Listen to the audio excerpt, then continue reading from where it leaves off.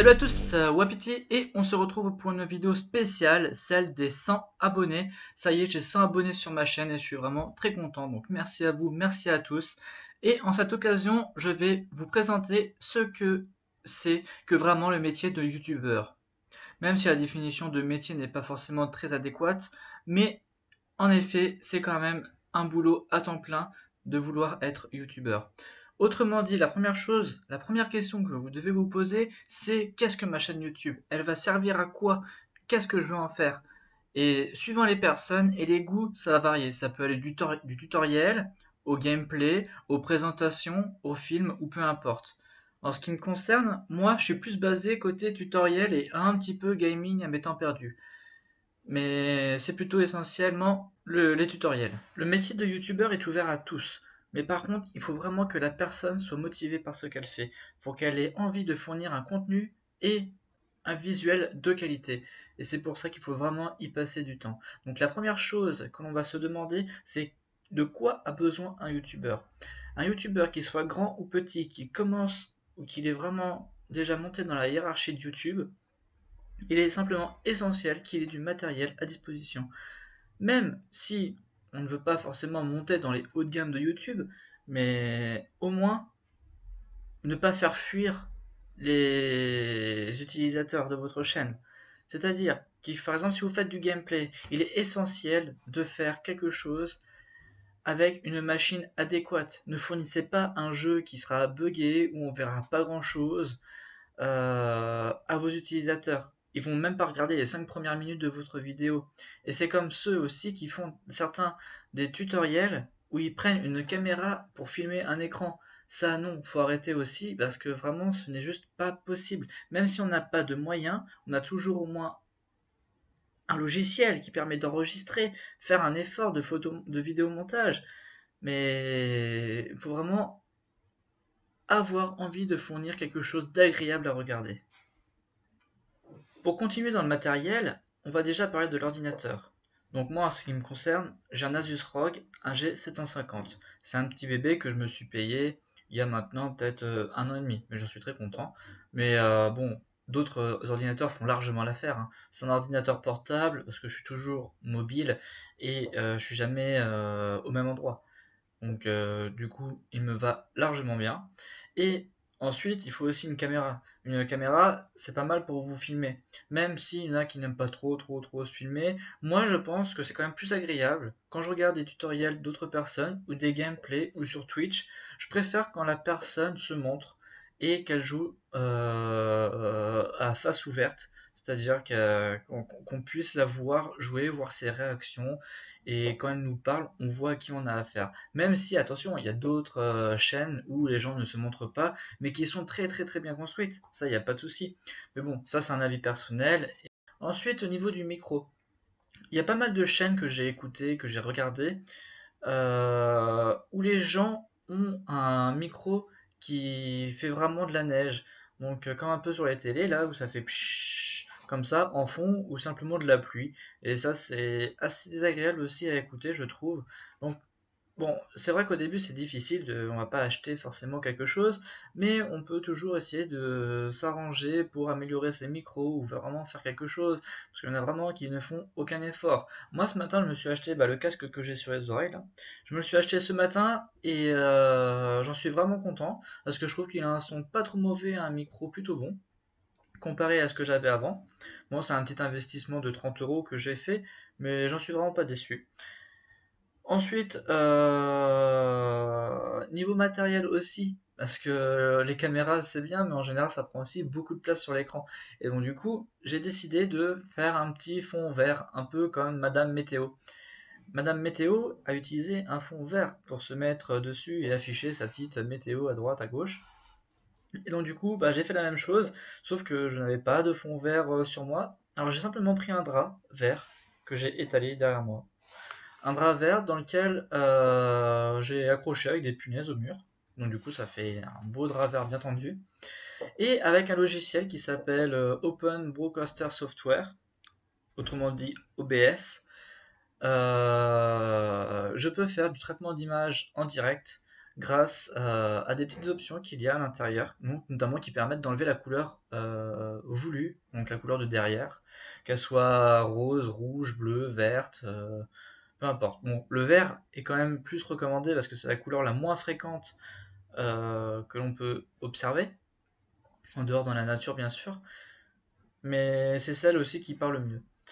Donc c'est vraiment ce que je vous recommande le plus, donc je vais vous montrer quand même ce petit logiciel là, il est juste là, hop, ici. Donc j'ai fait un tutoriel déjà sur ce logiciel là, un tutoriel dans mes chaînes tuto, où je montre un peu comment le paramétrer, parce que c'est assez quand même difficile et délicat, notamment qu'on ne connaît pas du tout à le paramétrer. Mais du coup je vais quand même vous montrer comment faire pour, on va dire entre guillemets, incruster le fond vert.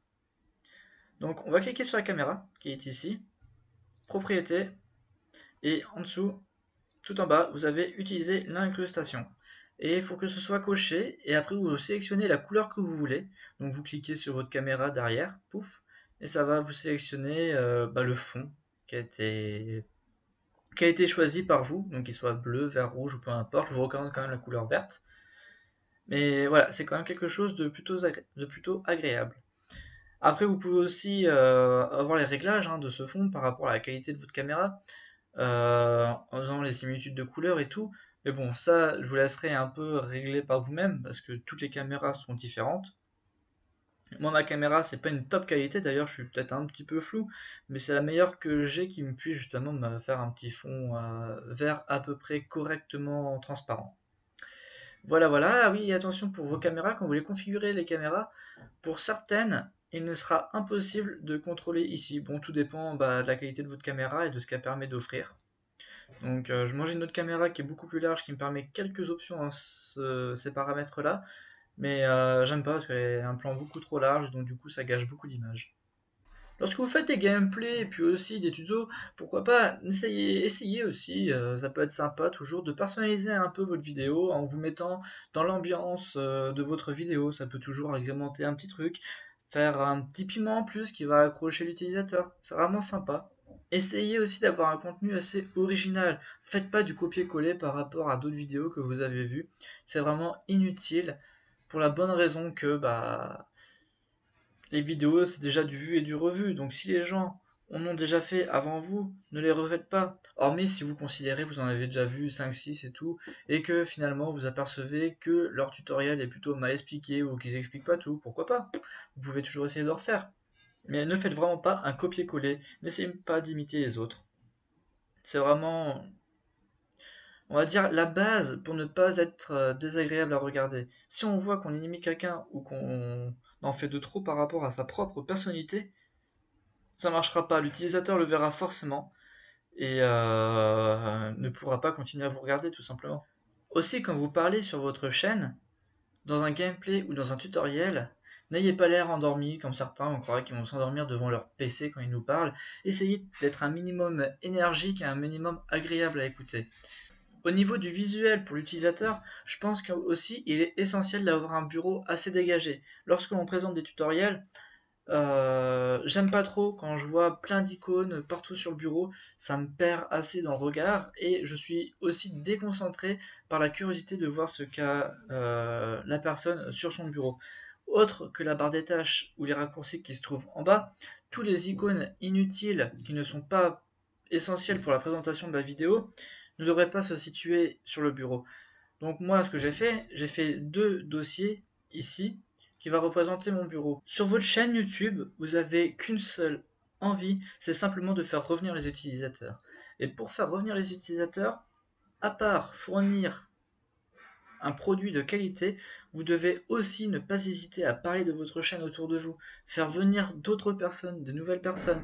Donc le bouche à oreille fonctionne aussi très bien, mais on peut aussi parler simplement sur YouTube. Donc être actif face aux vidéos des autres, ne pas être égoïste seulement sur sa chaîne. On peut participer à des questions, à des discussions sur d'autres chaînes, faire des rencontres et pourquoi pas se lier à d'autres youtubeurs. Ça marche vraiment très très bien aussi pour se faire connaître. Après, il existe aussi d'autres solutions comme les chaînes communautaires qui vont, elles, regrouper un maximum de personnes, de youtubeurs. Donc il y a des chaînes spécialisées, des chaînes communautaires qui sont plus pour le gaming, d'autres pour le tutoriel, ou même un peu les deux. Et elles vont permettre un gros regroupement de youtubeurs, mais par contre elles ont leurs propres règles. Lorsque vous faites un tutoriel ou un gameplay, faites en sorte déjà d'avoir anticipé ce qui va arriver, d'anticiper ce que vous voulez. C'est-à-dire, par exemple, moi là j'ai décidé de vous présenter aussi un peu comment organiser sa chaîne YouTube.